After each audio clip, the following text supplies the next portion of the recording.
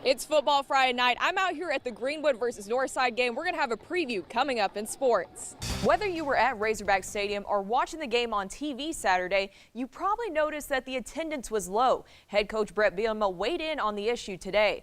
Bobby, it's a battle of the 6A heavyweights here at Smith Robinson Stadium tonight as Greenwood hosts El Dorado, both undefeated at 4-0. When you were introduced, you were itching to get off the podium to go ahead and get things started. So what was kind of the first order of business? Take care of the people that were already here.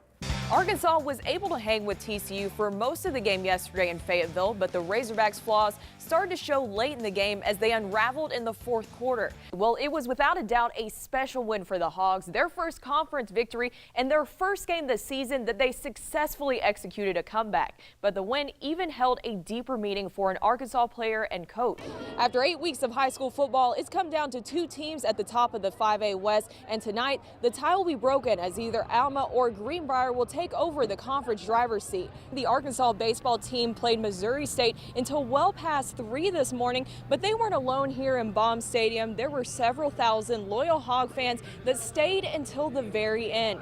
Arkansas once again came up short in AT&T Stadium as Texas A&M beat them 50-43 in overtime. There was one bright spot in the loss for Arkansas, and that was wide receiver Jonathan Nance. Nance led all receivers with 100 yards, and quarterback Austin Allen praised him for his efforts after the game. He made some great catches. You know, that second post route he caught, I mean, I think he dove to it or something like that, but he's a guy I trust running the right routes. I mean, trusting. As long as I trust him, I know he's going to do the right thing, then, you know, he's going to have a big year. I feel good. I feel like I'm gaining this trust where he could just throw it up and I'm going to go get it and make plays for him. So I feel like that's a good thing. We got something good going. After Arkansas's most veteran wide receiver, Jared Cornelius, exited the game in the second half due to a potential Achilles heel injury, Nance emerged as a reliable target, earning him more playing time down the road. How that kind of happened in the second half is just a freak incident where it happens, but other guys stepped up. You know, Jonathan Nance, you saw him. And we have other guys who, you know, their workload is going to go up, so they better get ready. I just make sure I practice hard and do everything and know what's going on. So when I do go out there, I have a good approach to everything. With receiver Jared Cornelius questionable for the rest of the season, Arkansas hopes that Jonathan Nance will continue to step up and be a bright spot for this team.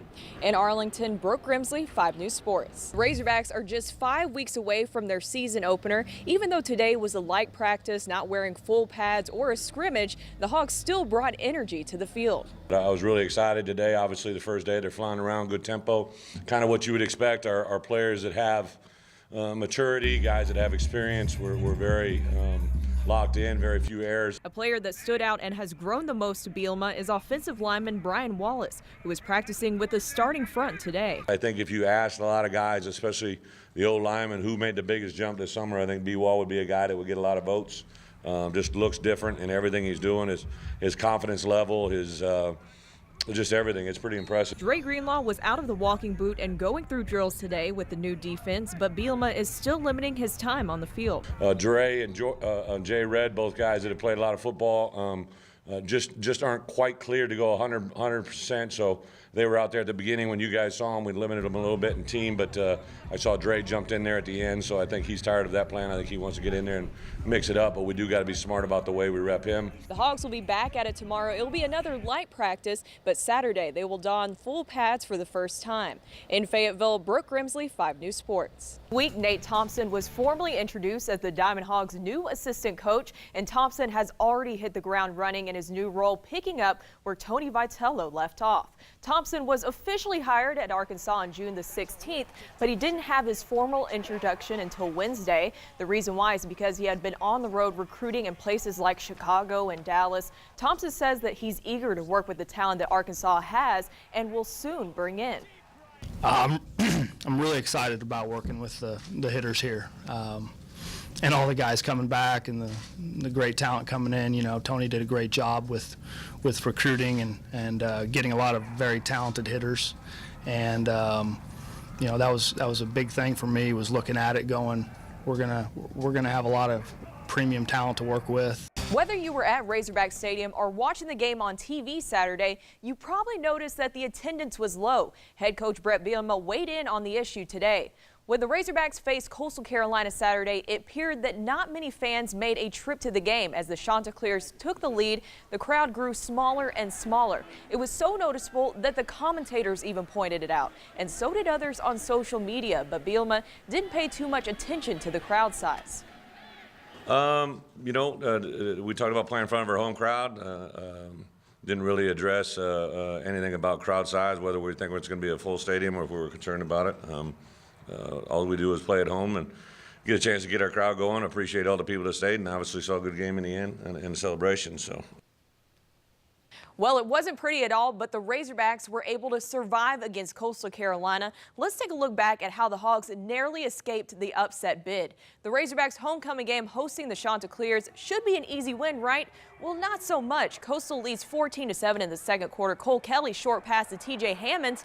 Hammonds takes it from there. 60-yard touchdown pass to tie the game at 14. The Hogs get a field goal to lead at halftime, but Coastal, they fire things up in the third quarter. Malcolm Williams with a 16-yard pass to Kilton Anderson right in the end zone.